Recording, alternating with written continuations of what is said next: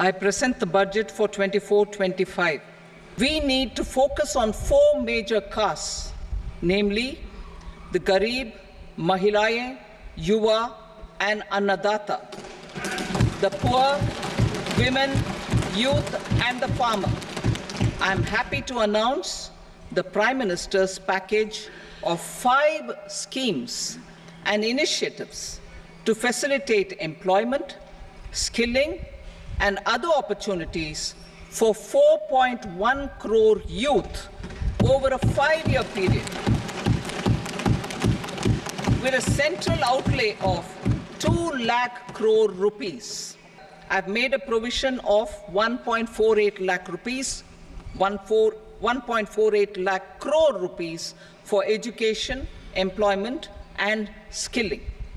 This year, I have made a provision of 1.52 lakh crore rupees for agriculture and allied sectors.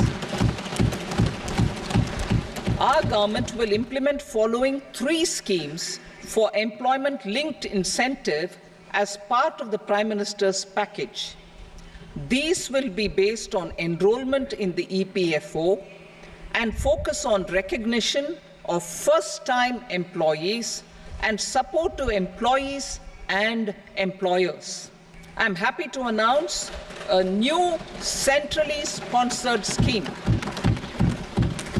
as the 4th scheme under the Prime Minister's package for skilling in collaboration with state governments and industry.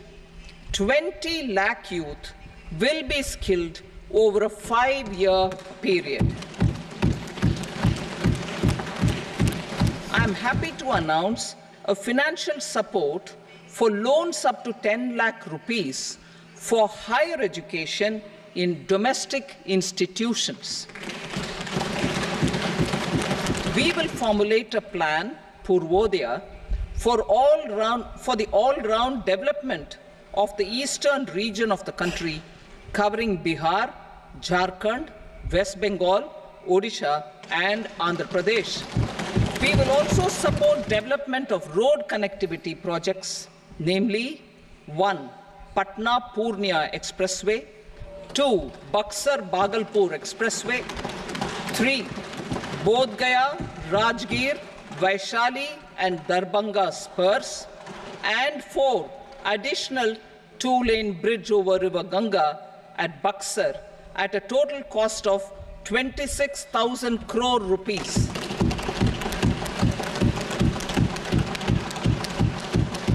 Power projects, including setting up of a new 2,400 megawatt power plant at Pir Painti, will be taken up at a cost of 21,400 crore rupees.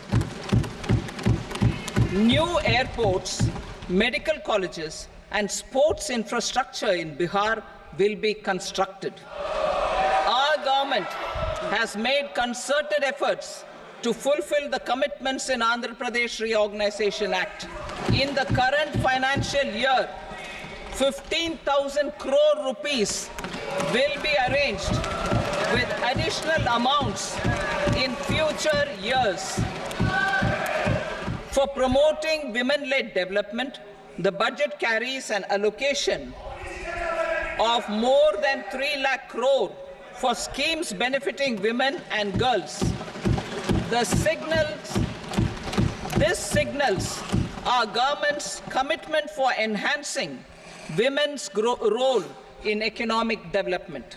For facilitating term loans to MSMEs for purchase of machinery and equipment without collateral or third-party guarantee, a credit guarantee scheme will be introduced. The scheme will operate on pooling of credit risks of such MSMEs. A separately constituted self-financing guarantee fund will provide to each applicant guarantee cover up to 100 crore rupees, while the loan amount may be larger. Housing needs of 1 crore urban poor and middle-class families will be addressed with an investment of 10 lakh crore rupees. This will include the central assistance of 2.2 lakh crore rupees in the next 5 years. This year, I have provided 11,11,111 crore rupees for capital expenditure. This would be 3.4% of our GDP. For the year 24-25, total receipts other than borrowings and the total expenditure are estimated at 32.07 lakh crore rupees and 48.21 lakh crore rupees respectively. The net tax receipts are estimated at 25.83 lakh crore rupees. The fiscal deficit is estimated at 4.9% of the GDP, and we aim to reach the deficit below 4.5% next year. To provide relief to cancer patients, I propose to fully exempt 3 more medicines from customs duties. In the interest of consumers, I now propose to reduce the BCD on mobile phone, mobile PCBA, and mobile charger to 15%. I propose to fully exempt customs duties on 25 critical minerals and reduce BCD on 2 of them. I propose to reduce customs duties on gold and silver to 6% and that of platinum to 6.4%. The 2 tax exemption regimes for charities are proposed to be merged into one. The 5% TDS rate on many payments is being merged into the 2% TDS rate, and the 20% TDS rate on repurchase of units by mutual funds or UTI is being withdrawn. TDS rate on e-commerce operators is proposed to be reduced from 1 to 0.1%. Capital gains taxation is also proposed to be hugely simplified.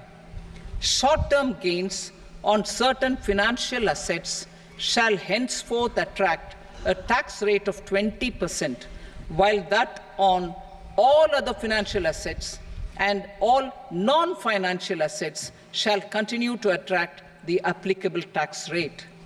Long-term gains on all financial and non-financial assets, on the other hand, will attract a tax rate of 12.5%. To bolster the Indian startup ecosystem, boost the entrepreneurial spirit, and to support innovation, I propose to abolish the so-called angel tax for all classes of investors. To attract foreign capital for our development needs, I propose to reduce the corporate tax rate on foreign companies from 40 to 35%. Security transaction tax on futures and options of securities is proposed to be increased to 0.02% and 0.1% respectively. To improve social security benefits, deduction of expenditure by employers towards NPS is proposed to be increased from 10 to 14% of the employee's salary. I have 2 announcements to make for those opting for the new tax regime. First, the standard deduction for salaried employees is proposed to be increased from 50,000 to 75,000 rupees. Deduction on family pension for pensioners is proposed to be enhanced from 15,000 to 25,000 rupees. New tax regime, the tax rate structure is proposed to be revised as follows: 0 to 3 lakh rupees, nil; 3 to 7 lakh rupees, 5%; 7 to 10 lakh rupees, 10%; 10 to 12 lakh rupees, 15%; 12 to 15 lakh rupees, 20%; and above 15 lakh rupees, 30%. As a result of these changes, a salaried employee in the new tax regime stands to save up to 17,500 rupees in income tax. With this, I commend the budget to this august House. Jai Hind.